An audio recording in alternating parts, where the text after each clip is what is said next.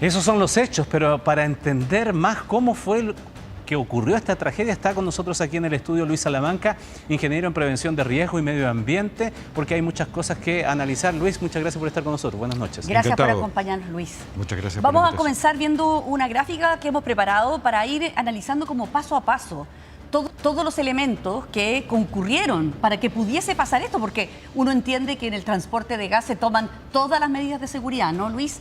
Mira, ahí estamos viendo exactamente el accidente. Ahí lo que se sabe es que el camión de gas choca con unas construcciones de cemento. Sí. No sabemos si llega o no a impactar al otro camión que se ve ahí, pero bueno, eso es lo que genera el accidente, eso es lo que genera lo que vimos. Evidentemente aquí hay muchos factores que nosotros podemos especular. Es decir, la investigación, no lo digo desde el principio, la investigación que tiene que realizarse es la que determinará finalmente cuáles son las razones. De aquí en adelante nosotros podemos especular. Primero, el tema de la velocidad. Sabemos que en febrero hay menos cantidad de autos en las carreteras, por lo tanto, invita a algunos conductores a aumentar su velocidad.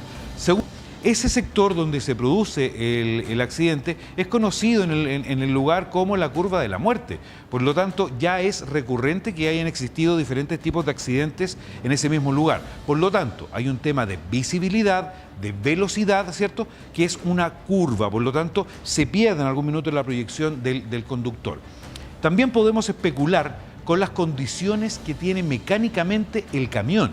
Es decir, puede haber fallado algo mecánicamente, un neumático, suspensión o alguna falla humana que haya de alguna otra manera determinado que una mala maniobra, esquivar a algún motociclista, esquivar a otro vehículo, puede haber producido al mismo tiempo que el conductor haya maniobrado para golpear las barreras New Jersey, haberse volcado, que es el tema principal, saber por qué se volcó. Volcarse. Pero lo que vemos allí en la gráfica, lo podemos revisar nuevamente, ya estamos con la bola de fuego, pero lo primero que vemos es esa nube blanca. Esa nube blanca se puede producir por el solo volcamiento de un vehículo que transporta combustible. Aquí voy a ser muy taxativo, Ramón.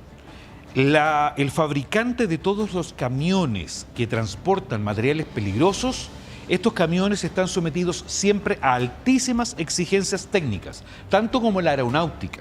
¿Ya? O sea, son súper seguros. Absoluto y completamente. O sea, otro tema que también hay que poner en la mesa hoy día. Durante más de 25 años hemos convivido todos los santiaguinos en la ciudad donde usted se encuentre con camiones que trasladan gas licuado, que traslada gasolina, que traslada petróleo, y no sucede esto. Esto garantiza de que lo exclusivo de este accidente da a conocer de que es un sistema seguro. Por lo tanto, no es que estemos manejando al lado de bombas de tiempo, ¿ya? Por lo tanto, este accidente ha sido muy extraño, por lo tanto, tiene que analizarse muy bien. Ahora, el volcamiento de este camión, que contiene un líquido, el gas licuado, quiero que pongan atención a las palabras, es un gas que se encuentra en estado líquido, pero para estar en estado líquido tiene que cumplirse dos grandes condiciones. Primero, que esté bajo presión. Es decir, esa carga que tiene está a alta presión, tal cual como fuera un desodorante en spray. Y ahí se libera. Ahora después, se va a liberar. Después tiene baja temperatura. El líquido, este gas que se encuentra líquido, está a baja temperatura. Por lo tanto, al liberarse la presión, se cambia el estado de la materia, de líquido a gaseoso, y se expande rápidamente, como lo hemos visto. Entonces, la nube blanca que vimos fue el gas saliendo. Es el gas, ¿cierto?, en estado de aerosol. Ya, ojo que hay que distinguir un poco del aerosol. El aerosol son gotillas, ya, que pueden mojarte, y ahí hay un tema súper complicado. ¿Por qué? Porque este gas licuado se transformaba en gas y al mismo tiempo en rocío. Por lo tanto, impregnaba toda superficie. Los autos se, comillas, mojaban porque la nube los abrazaba y las personas también se empapaban de un combustible. Y luego, ¿por qué se produce? Porque se ha dicho que se produce una explosión, ¿no es cierto? Mira, aquí estamos viendo imágenes también de lo que ocurre. Bueno, eso es la parte posterior cuando ya están sacando el remanente de gas. Pero ¿por qué se habla de explosión? Y Bombero decía, no es correcto hablar de explosión. No, es una deflagración. A ver, entendamos que el gas, cuando se libera, no tiene oxígeno, por lo tanto no se va a prender, decirlo de manera mucho más franca y castiza. Este gas, si no tiene oxígeno, no va a prender. Ahora, cuando se expande, se va mezclando con el 21% de oxígeno que tenemos en el ambiente. Es decir, se va enriqueciendo esta mezcla para hacerla propicia para que pueda prender. Recordemos que el gas licuado puede reaccionar a menos de 25 grados Celsius. O sea, cualquier ¿ya? cosa podría haber, o sea, transformado ese gas que salió, que esa enorme nube blanca, en fuego. Es altamente inflamable. Ahora, tuvo que haber existido un punto de inflamación específico para que esto se empezara a quemar, es decir, inflamar rápidamente, y eso es una deflagración. ¿Y cómo te salió el gas? Esa es la gran duda. Ese es el tema. A ver, el volcamiento del camión puede haber producido 2 o 3 fallas. Primero, que haya fallado la resistencia mecánica de alguna cañería, alguna válvula, primero. Segundo, que se haya dañado la estructura misma de que lo contenía, es decir, del estanque. Y en tercero, que se haya perforado por algún tipo de elemento que a altísima velocidad haya permitido que esto saliera. Por el volcamiento, dices tú. Exactamente, aquí el tema de la velocidad, la fuerza, la masa. Hay algo que entender, Mónica. Todos los camiones que tienen carga, en este caso que lleva una carga líquida, tienen un peso muy grande. Por lo tanto, si van a cierta velocidad, les es muy difícil frenar.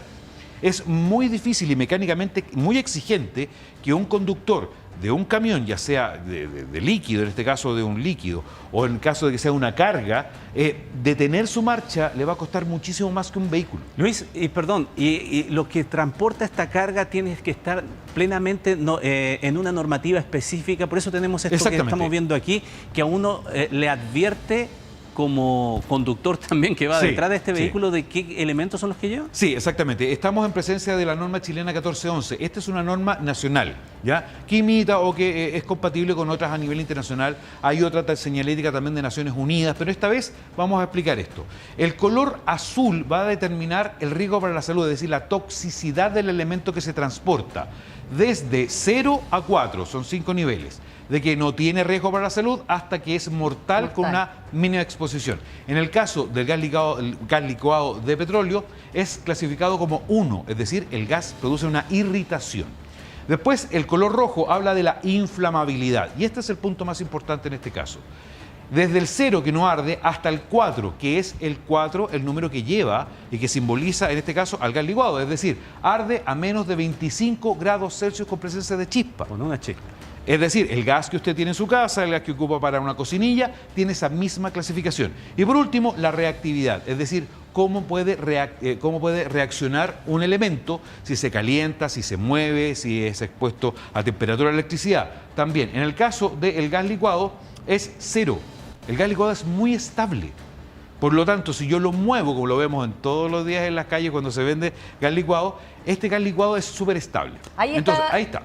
Ahora, el 1... toxicidad, el 4, inflamabilidad y el 0 es reactividad. Y el cuadro blanco va a señalizar si este elemento, por ejemplo, el ácido sulfúrico, yo no lo puedo mezclar con agua, porque genera una reacción exotérmica y gases tóxicos. Y ahí se va a señalizar. Dicho de otra manera, y volviendo a esa imagen que vemos allí, ¿no? Que es cuando esta nube blanca se expande, ¿es imposible que eso no se inflame? Con ese nivel de exposición. 25 grados hay cualquier día de verano en Santiago. Digo, en otras palabras, haber escapado de esa nube, como vemos los vehículos que se acercan, frenan, miran y tratan de hacer algo, ¿es imposible escapar de ese destino? Era prácticamente imposible. Era prácticamente imposible porque si por algún milagro de la naturaleza, ojo, dice chispa, la clasificación del 1411 dice se inflama en menos de 25 grados Celsius con presencia de chispa. De chispa, tiene que haber una chispa. Claro, no es que vaya a inflamarse porque había porque exista un día de 35 grados. ¿Ya? Ojo, que se va disipando en el ambiente.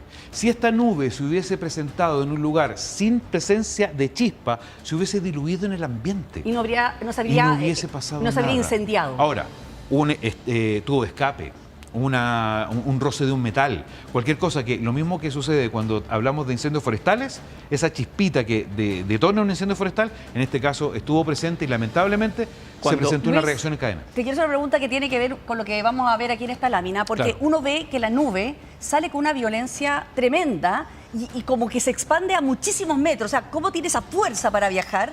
Y este es un modelamiento que hizo Bomberos, donde nos muestra todos los anillos de temperatura que se generaron a raíz de la tragedia. Entendamos, Mónica, que estos camiones que transportan líquidos combustibles o peligrosos están bajo presión.